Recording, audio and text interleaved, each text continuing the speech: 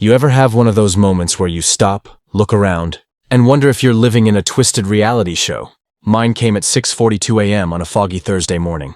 I woke up to the clatter of metal and murmured voices outside my cabin. That sound? It was someone cutting the lock on my private gate. I peeked through the blinds and saw two men dressed like county deputies. Badges, uniforms, the whole 9 yards. But something was off. Their patches didn't match any real department I knew. And standing smugly to the side, Linda, HOA president, self-declared queen of our little mountain community, clutching her clipboard like it was a royal decree. They were trying to get onto my land. No warrant, no notice, just guts, gloves, and a bolt cutter. But here's the thing Linda didn't know. I'd been expecting something like this. I'd seen the passive-aggressive notes, the veiled threats, the HOA meeting where she hinted someone might inspect my non-compliant structure. So I left the lock on the gate, on purpose, and I left the front door wide open, because someone was already waiting inside. Someone in uniform. The uniform. Yeah, this wasn't going to go the way she planned. Stick around, because this isn't just about a nosy HOA. It's about fake authority, real consequences, and the day the police chief made coffee in my kitchen, waiting for a show. I moved up to the mountains 2 years ago. Just me, some tools, and a dream of building a quiet little off-grid cabin. I bought my own land outright, filed the permits, kept to myself. That, apparently, was my first crime.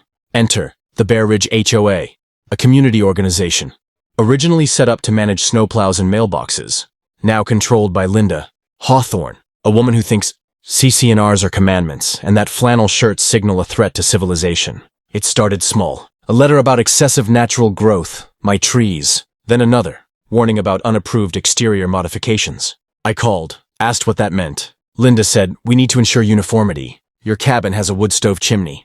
That wasn't in the approved color palette. Color palette? It's black. It's a chimney. She responded with a smile I could hear through the phone.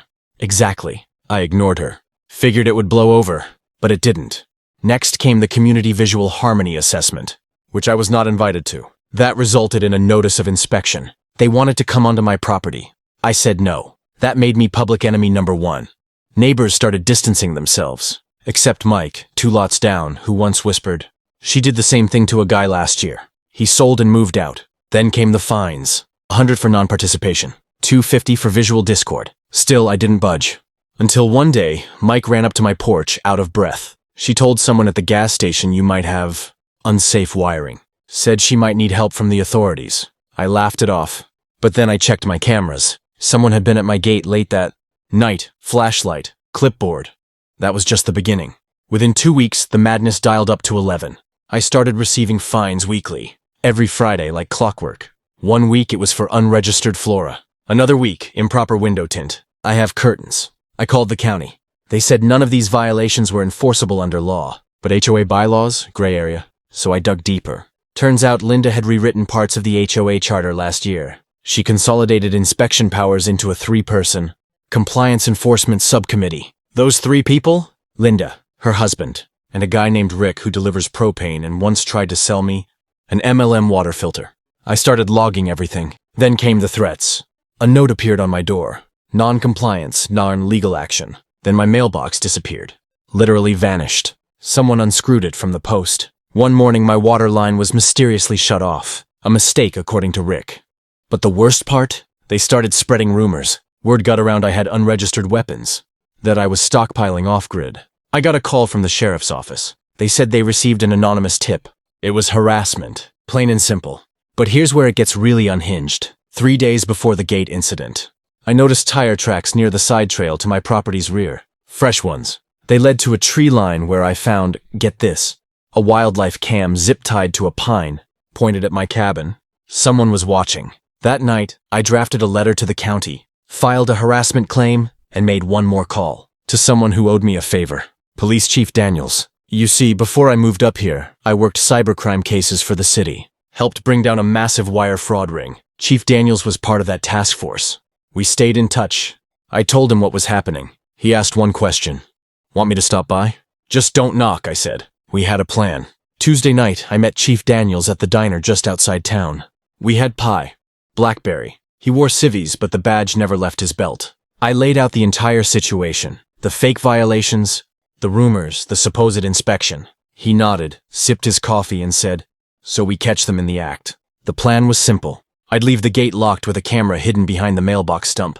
I'd leave the front door open, which, by the way, I never do, and Daniels would wait inside. Uniform on. Body cam recording. Wednesday night, he parked around back, behind the ridge. I gave him coffee, a stool, and my Wi-Fi password. Thursday morning came. And right on cue, bolt cutters. From my perch upstairs, I watched the whole thing. Linda and her 2 deputies marched in like they owned the place. One of them even announced, "We're here for HOA inspection." Daniels stepped out from the kitchen. Inspection? With what authority? Their faces dropped. You could hear the record scratch. Linda started stammering. "We were concerned for community safety." Daniels didn't flinch. "Impersonating an officer is a felony. Trespassing too. This is being recorded. Care to continue?" One of the fake cops actually turned and ran. Daniels held up his badge. County Chief. Linda's clipboard trembled. You thought wrong, he said. The aftermath was cinematic. Daniels walked Linda and the remaining fake cop down the path, slow and deliberate, like a marshal in a western. No handcuffs yet, but the implication was crystal clear. I followed behind, holding the HOA's inspection checklist like a trophy. "Mind if I hold on to this?" I asked. Daniels smirked. "Evidence," he said. "The one who ran? Caught a half-mile down the service road by an actual deputy, called in by Daniels. The second he heard bolt cutters click. Turns out the guy had a prior record for impersonation. Classic. Back at my cabin, Daniels filed a full report. I handed him copies of every HOA notice, the camera footage, and a printout of their edited bylaws. He nodded. "Harassment. At minimum. Could be civil conspiracy," he muttered. "You may want a lawyer." I already had one on retainer. By the afternoon, word had spread. Mike came by with a 6-pack. "You're a legend," he grinned. Linda's SUV was gone. So was the clipboard. At the next emergency HOA meeting, called by the vice president, who wanted to avoid being implicated, they voted to suspend Linda pending investigation. The funniest part? The inspection was broadcast on a local Facebook group. A neighbor's ring cam caught the whole thing. The title? HOA president gets schooled by real cop quote of the day. Maybe don't bring fake cops to a real problem. Justice served. So what happened after? Linda resigned 2 weeks later, citing emotional stress. Her husband voted out Rick, still delivering propane, but now avoids eye contact. The HOA brought in an outside mediator. They tossed out half the bylaws, restructured the board, and sent me a formal apology. Framed it, hung it in the outhouse. I still live here. Still got my cabin, my trees, my wood stove, and now, total peace. Well, except for one tiny sign I added at the gate. It reads, "Smile. You're on Real Cops." If there's one thing I've learned, it's this. Stand your ground, document everything, and never underestimate the power of a well-timed friend in uniform. Don't let people bully you with fake authority. Ask questions, know your rights, and if someone shows up in costume, check their badge number. Oh, and never underestimate the chaos a clipboard can bring. Comment "Justice served" if you made it this far. And tell me, what would you have done if fake cops tried to bust into your property? Subscribe for more wild real-life stories, and next time, remind your HOA, the law works both ways. Stay sharp, stay free, and keep your cameras rolling.